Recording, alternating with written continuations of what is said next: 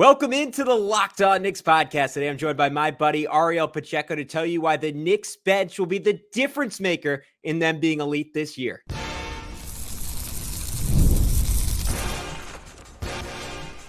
You are Locked On Knicks, your daily New York Knicks podcast, part of the Locked On Podcast Network. Your team every day.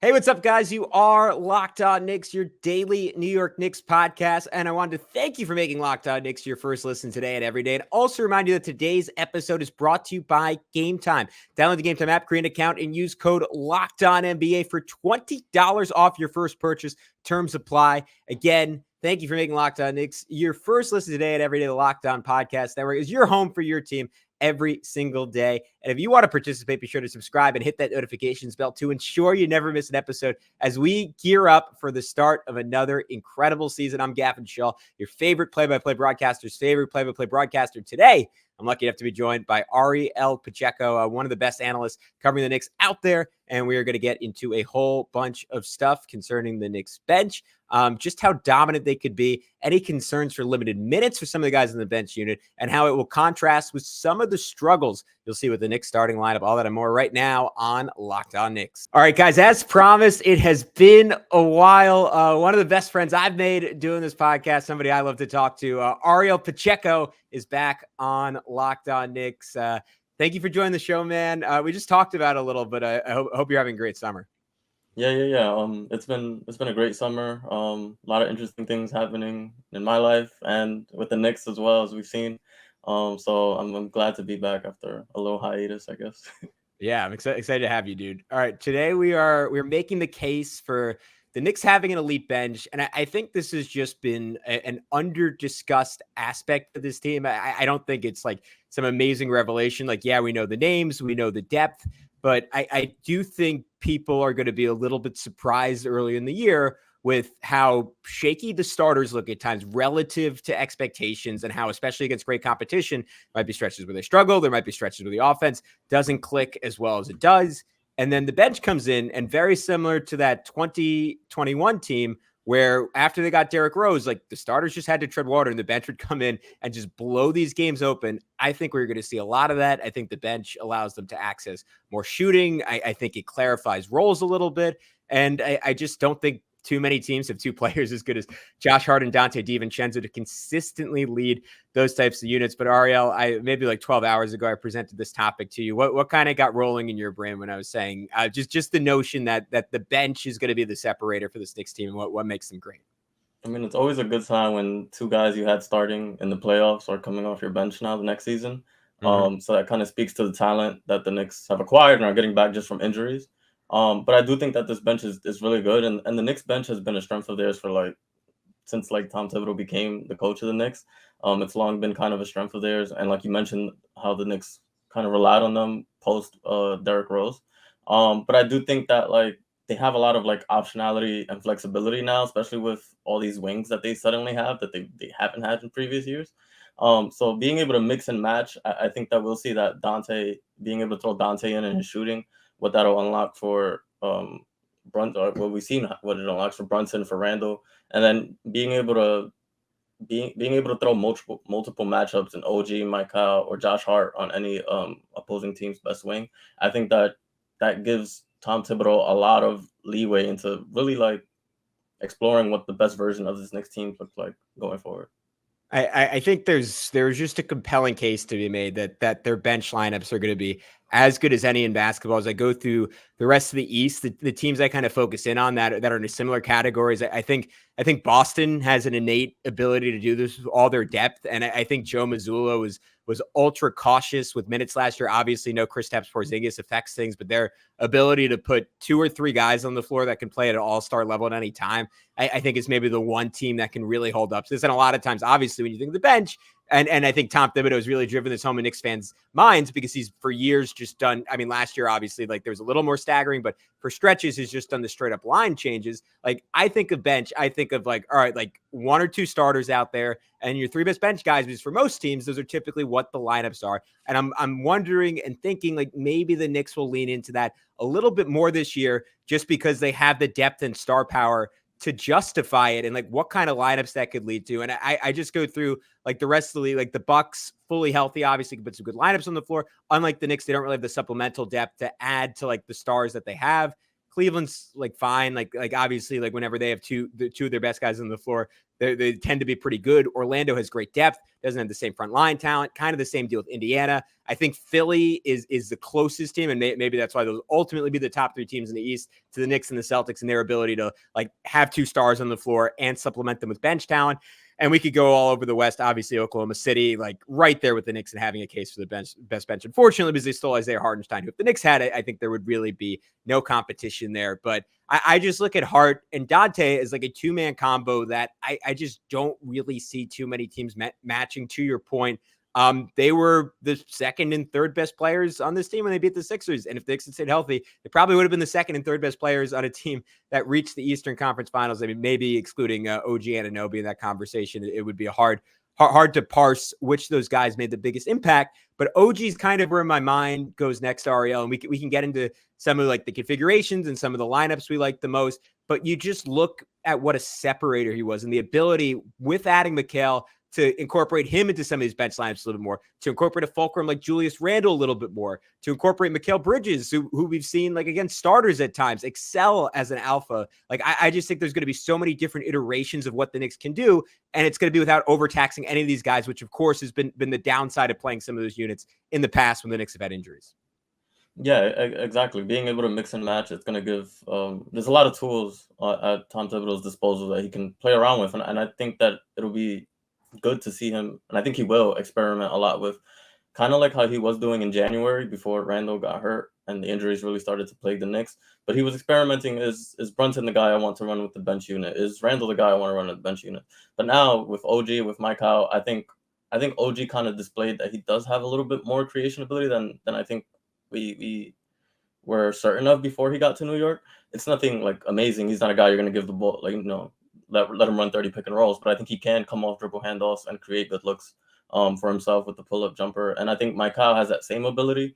Obviously, he was overtaxed in Brooklyn, but coming to New York, his role should decrease a little, and he should find a happy medium from where he was in Phoenix and where he was in Brooklyn. And I think that the Knicks will be able to, ironically, like bridge that for him.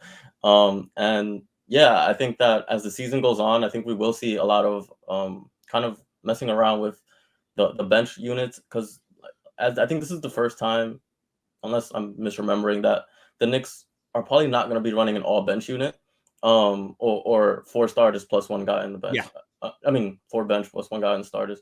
So I think that that's a good thing, and I don't think the best benches are teams that are going to play five guys and an all bench unit. Like you generally want your bench guys to be able to bring your starters a different look. And I think Donte's shooting, for example, brings a different look than what OG or Mikal are bringing to the starting lineup. And I think Hart's kind of flying around and just all-out hustle, and his ability to rebound, that brings a different look. And even Deuce, to a different extent, I think his point of attack defense brings a different look. So I think that the best aspect of this bench is that it really supplements any of the starters. And that'll be a real big strength for this team, I think. Yeah, and I think it's interesting. We can go through some of the lineups, and the first one I think of, and maybe this is like an even bigger combination, or not combination, conversation. I'm thinking of combinations right now.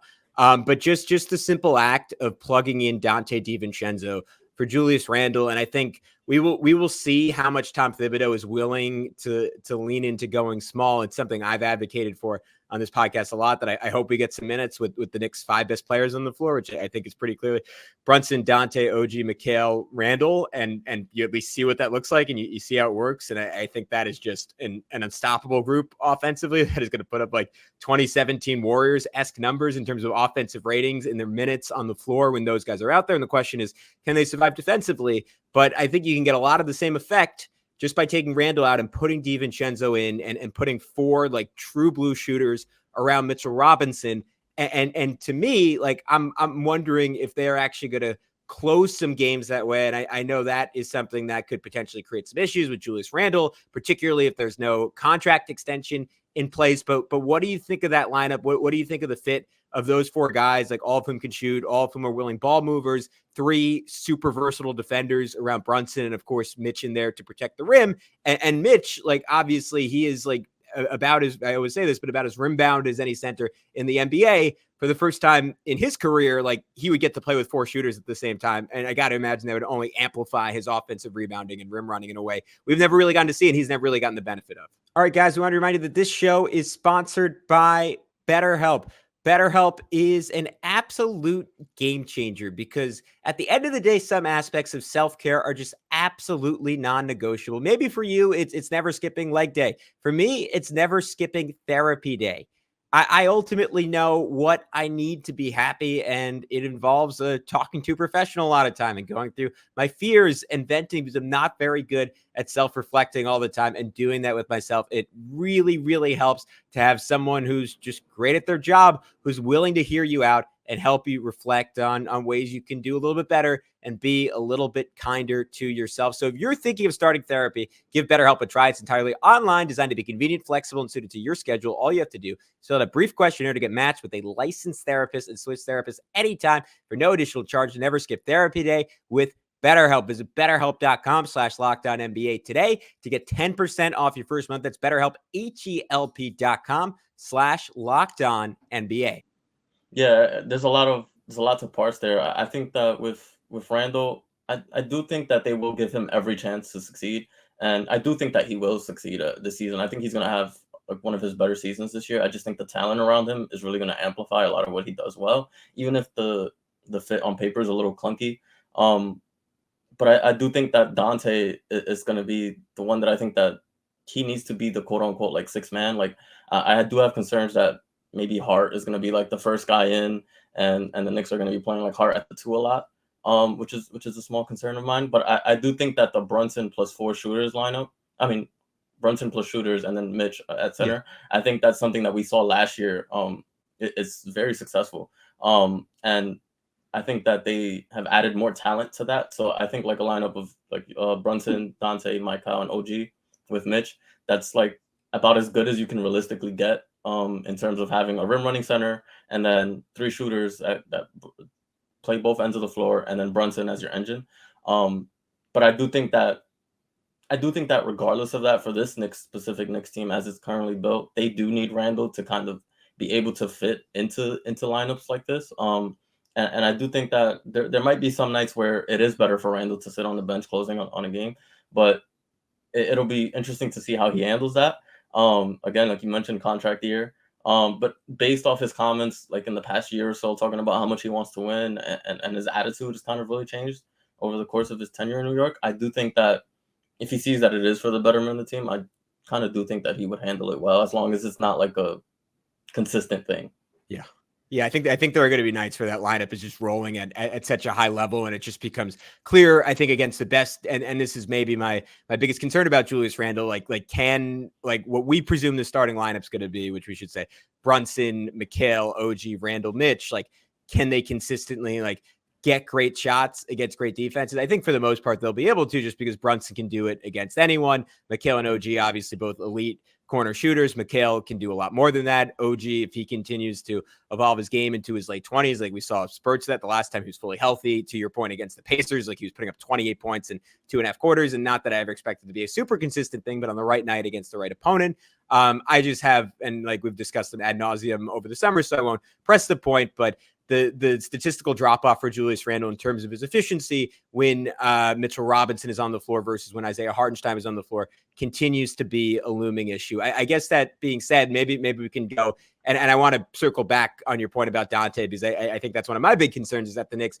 maybe aren't going to highlight him enough. But let's go through some more bench units that do highlight him. I like the idea of the Villanova 4. I think every Knicks fan out there is like kind of waiting and waiting with bated breath for those minutes. So Brunson, Devo, Mikal, Hart. Plus, I think Precious Achiuwa is a really fun fit with that lineup. I think things could get a little clunky with a Hart Mitchell Robinson combination. Of course, just because that lineup is super duper small, there's a case to be made that you want to have Mitchell Robinson out there. But I think in the regular season, I think against opposing bench units, that's a group that I could just see like absolutely blitzing teams Ariel, with just their ability. Like, I think they're just going to be causing havoc defensively. Like we saw Donte and Hart, especially in the playoffs, take it to another level in terms of their ability to chase the ball. Like Donte flying in for blocks, like in help side, and like flashing like a level of athleticism defensively and physicality. I don't know. I've expected him to get to. Hard in less minutes, like can really like have just concentrated bursts of just insane freneticism. Going to rely a lot on Mikal's length to make up for stuff in those lineups. And Precious is someone who obviously does not present the big target that Mitchell Robinson does, but is someone who's just an ultra quick rim runner and developed a great pick and roll chemistry with Brunson last year. I think I'm really, really excited to see a combination like that just plays in a way that we haven't seen a Knicks team really play under Tom Thibodeau, maybe except for the 25 games after the Hart trade initially, where they play really up tempo. Yeah, I like you throwing in Precious there, because I think that I think Knicks fans were kind of like disappointed that he ended up, to an extent, that he was the one that's ending up being the backup big. I think people wanted a starting center that would bring Mitch off the bench, because people just have concerns about his injuries. But I do think Precious, this is a good environment for him, just because I think that this team has a lot of switchability, and defensively, him being able to fly around the perimeter, whether he's like blitzing pick and rolls or he's just flat out switching, that's really where you see his like athleticism shine. And in a lineup with like the Nova boys, where they're all just flying around defensively, it's just a lot of fun, a lot of athleticism, and a lot of versatility. And I think that what we'll see as the season goes on is that I think Precious, I'm kind of expecting not like a big season where he's like overtakes Mitch as like the starter, but I do think that he'll become like a pretty big piece of the team, because I do think even offensively he's different than Mitch. I think that you can run dribble handoffs with him, which is something that Mitch is not really a strength of his. He's also, I think Precious is a better screener than Mitch. So I think those little like small areas of the game that like Hartenstein like was really elite at. Not that Precious is going to replicate it to his level, but I think he can be like a poor man's version of doing a little bit of the offensive things that Hartenstein did. I'm totally with you, and I think that is going to be absolutely essential, just to like whenever, if the Knicks put 4 shooters out there, like they can survive Mitch. If they don't, it's going to be like the starters just kind of winning by brute force and saying, "Hey, we have more talent than you." It doesn't matter that the floor is like extraordinarily cramped. But then in those hybrid lineups, I think he's going to be an asset, because even like so much of like being a big in the NBA right now is either being able to shoot, being like skilled enough that opponents respect you to guard you, or being like a really smart off-ball screener. And that was like where Hartenstein excelled, where he was like, all right, like you're not guarding me, like great, I'm setting a pin in for Donte DiVincenzo's man, and like one of the best 3-point shooters on planet Earth is getting an open 3. And I'm sure the Knicks have been like driving that home to Mitch and working on it with him, but at some point, like that just becomes an inherent skill. And I think Precious is what you're getting at, is like that is just a little bit more intuitive for him. He's just a little bit more mobile, and he's just more comfortable setting up at different spots on the floor. Are there any other, I've got like a few more I can run through, but are there any more like bench units that you're really excited to see that you've kind of been thinking about and like playing mad scientist and saying this is something I want to get out there? Mostly the Nova boy lineups. I think that they were just a lot of fun. Just with the start, I think a lot of people are hoping to see Randle at the 5 lineups, because I think this is the best environment that's ever been, that the Knicks have ever created for him to be able to thrive at the center position. I do like throwing in Deuce in a couple lineups alongside Brunson, and then with the bigger wing defenders like Mikal and OG, and even a Precious. I think there's a lot of like fun, like kind of what we just talked about with the Nova boy lineups and Precious. Just a lot of like flying around, a lot of havoc, creating a lot of turnovers, and crashing the glass. So just throwing in Deuce there a lot. I think that I think his minutes are like kind of artificially capped, because I think he just is going to be Brunson's backup, quote unquote, maybe a couple minutes alongside him. I do think that he does bring an element that kind of Donte doesn't bring, and that Hart doesn't bring, in terms of 3-and-D, but 3-and-D in the sense of point of attack defense. And then I also think that he kind of, especially towards the playoffs when the Knicks needed kind of creation from just about anybody, he kind of got more comfortable driving to the basket. And that's something that I'm interested to see if that continues, if that's a trend. Because if so, that adds another like element to his game that I'm excited about. I'm entirely with you, and I think he's a really interesting swing piece on this Knicks team. And there's this frustrating thing where he is just proven to be like a 20-minute player, probably on a really good NBA team. And right now, I have him projected at around like 13, 14 minutes a game. And it's just hard if you want to play, if you assume Jalen Brunson's playing 35 minutes, like it is really hard to get all these guys the right minutes. And maybe that's a point we can close on, but I'll throw a few more lineups out there. I like some Deuce driven ones. Deuce, DiVincenzo, McHale, Randle, Precious is one that's really, I kind of like some Randle, like fulcrum lineups and basically letting him like cook, speaking of that 2021 team, in that style, but just with much better players around him. And him and McHale, I think, you know how him and Fournier had that really good like dribble handoff chemistry and like give and go game. I think McHale is fluid enough and smart enough and a good enough passer and a good enough shooter off of handoffs that they could develop kind of a similar chemistry to that, except McHale is obviously just so much more dynamic than Fournier is. And defensively, I really like Deuce, McHale, Precious, Devo as like guys that are, like, to your point on hyperactivity, like can all kind of surround Randle and like insulate him and maybe even motivate him to play a little bit faster and a little bit more frenetic on that end of the floor. But I think the combination of shooting and spacing that Precious can give you on that end is kind of fun. Another version of that is Deuce, Devo, Hart, OG, Randle. I kind of like, and you could even say like McHale in for Devo if you wanted to go a little bigger there. I kind of just like the idea of surrounding Randle with athletic wings. You could go like an all defense one of Deuce, McHale, OG, Precious, and I don't know, I guess you could throw Mitch in there. You could throw Randle in there. The point is there's just like a bunch of different configurations. The only limit on it really is how creative Tom Thibodeau wants to be. But I keep hoping that he looks back on that Philly game 4 and says like, hey, like OG and Precious together as like two bigs can work. Could that work with Julius? Like it's a little harder because Precious does, to your point, so much in terms of like his ability to fly out of the perimeter and fly out on shooters, and Julius doesn't totally move like that. And just figuring out the balance and just using the regular season as like a time to experiment. I think that is maybe the biggest thesis I'm getting at here. Like the Knicks for once have like so much talent that there's a margin for error where, especially against like some of the weaker teams in the East, like you should just be throwing out weird lineup after weird lineup and just kind of seeing what sticks. But what do you think about that notion? All right, guys. So one of my big resolutions for 2024 was to go see more concerts. I actually haven't gone to one since COVID started, but that's all about to change. And it's all thanks to my favorite ticketing app, Game Time. So Game Time offers a new feature called Game Time Picks that makes getting tickets for your favorite live events even easier. Game Time Picks filters out all the fluff to show you only incredible deals on great seats, so you don't have to waste time searching through thousands of tickets. I recently used the feature to lock down tickets to go see my favorite artist when you're listening to this tonight, Childish Gambino. Super excited. Nominally his final tour ever, and Game Time helped make it happen for me. So what other features do they have that makes them the best in the biz? Well, all in pricing. By toggling that feature, it shows you the total up front with no surprise fees at checkout. That is such a relief. My favorite part, though, is the lowest price guarantee. That means if you find a lower price on another ticketing site, Game Time will credit you 110% of the difference. So take the guesswork out of buying tickets with Game Time. Download the Game Time app, create an account, and use code LOCKEDONNBA for $20 off your first purchase. Terms apply. Again, create an account and redeem code LOCKEDONNBA for $20 off your next ticket. Yeah, I think kind of what you're getting at is that their floor is so high that they should spend the season kind of experimenting with ways to kind of raise their ceiling. And as the season goes on, that's what I want to see as well. Not just experimentation for the sake of experimentation, but just to see what lineups bring the best out of Randle. Maybe these lineups aren't the best for Randle. Maybe Randle at the 5 does work, or maybe it doesn't work. But I think that these are questions that you want to have answered before you get to the playoffs, so that when the playoffs come, you can mix and match depending on matchups, or just being able to have that information is just crucial to being able to get through Eastern Conference that is going to be tough.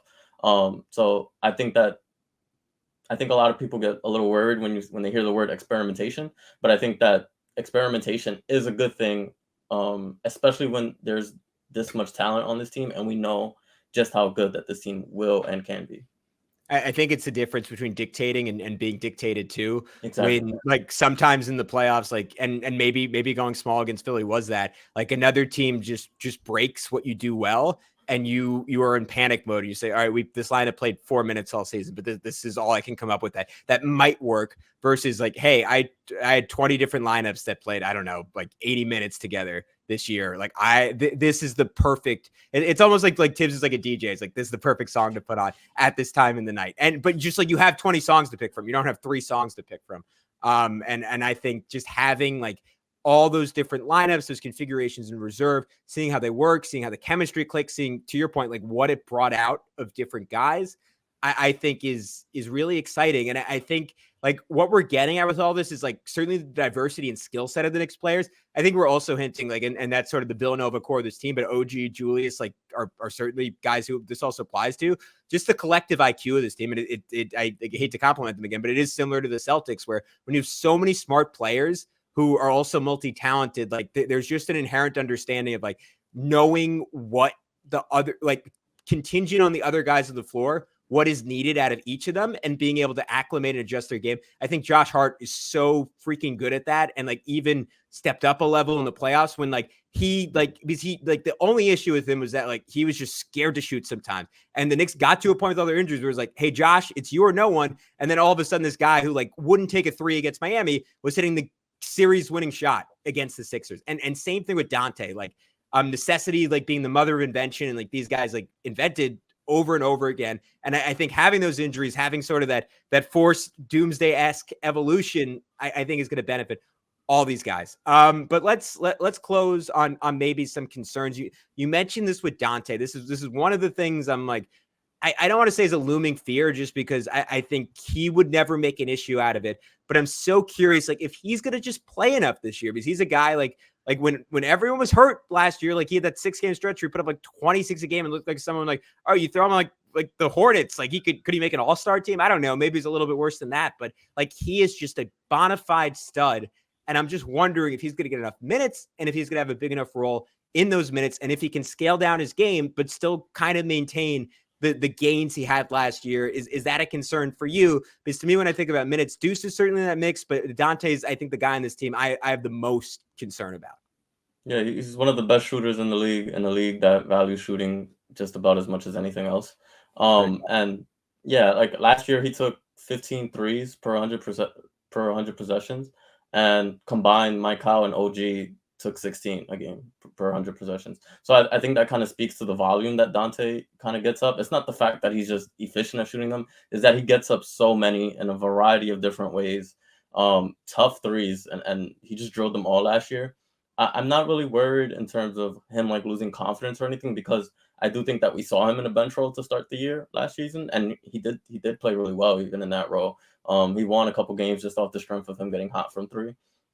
Again, the only thing I'm concerned about is just I think that I'm concerned that Hart gets more minutes than him at the 2 at certain points, and I think that like a jumbo lineup of like Hart at the 2 with like Mike Howe and OG. Well, I think that like in the regular season is perfectly fine. They'll probably win most of their minutes just because there's so much talent on the floor there. I do think that like in a playoff setting that can be exploited.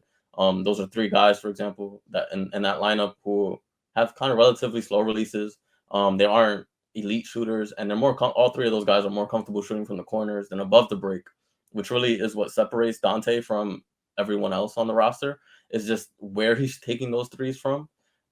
So again, I do think Donte going into the season is one of the biggest X factors for the roster, because I do think that the way he opens up the floor is a lot different than the way anyone else on the team opens up the floor. I think it is what I was getting at with that, the lineup with him in place of Randle, like maybe being the next best lineup. Like I think it is the sneaky, interesting / concerning thing, if you are a major Julius Randle fan, is that like I think the Knicks' best lineups will inevitably have Donte DiVincenzo in them because of everything you mentioned, and something I've been harping on, like the fact that he does not take like a ton of foot on the line threes. Like he is taking 25, 26, 27, 28, 29 out to 30-foot threes.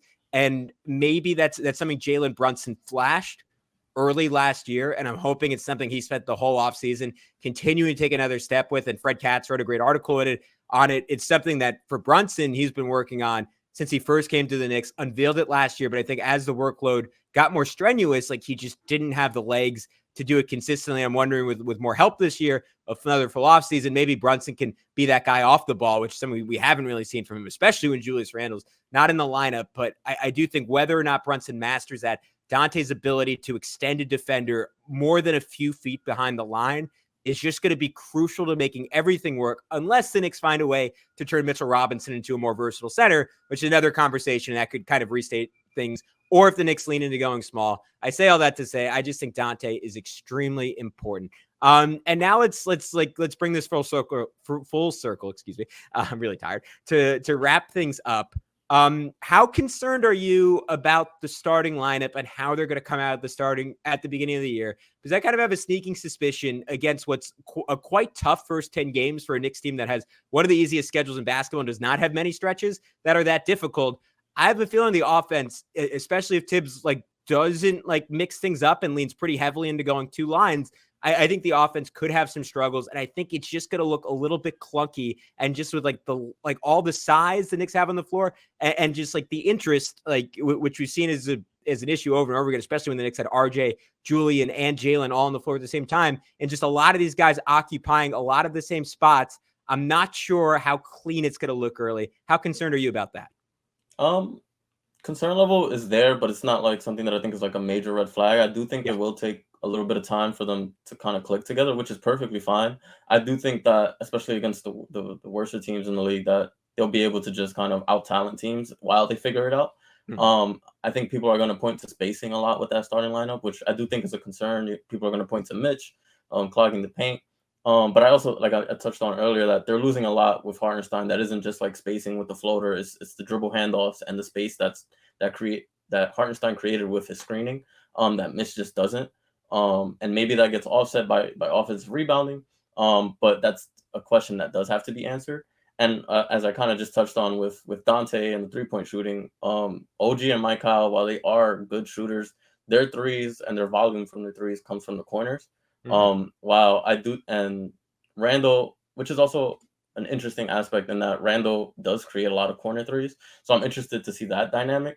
But I do think that this is the first starting lineup that we've seen since 2020 when Thibodeau took over, where there's not a quote unquote bona fide shooter in the starting lineup. We've had Fournier, we've had Bullock, we've had Grimes in his season, in the second season. So I do think that it'll be a little different for a lot of parties involved. But I do think that it'll kind of be reliant on Randle to kind of create a lot of threes for those guys in the starting lineup. And I think it's a great point that he's extremely talented at doing that. And as much as I'm kind of fretting over oh God, how's he going to play with Mitch? How's he going to play with Mitch? He's been doing it for 4 years now. Yeah. This is going to be the 5th year doing it. And what did you say? 5 years, because 5 years. Well. I tried to block out that first one, man. It was not bad times in the Schall household. But and he's made 2 All-NBAs, and maybe would have made a 3rd All-NBA and made 3 All-Star teams. So obviously he knows what he's doing, and he didn't have Jalen Brunson for all that time. He didn't have OG Anunoby for 95% of that time, and he didn't have Mikal Bridges for 100% of that time. So I'm with you that they will be able to make it work.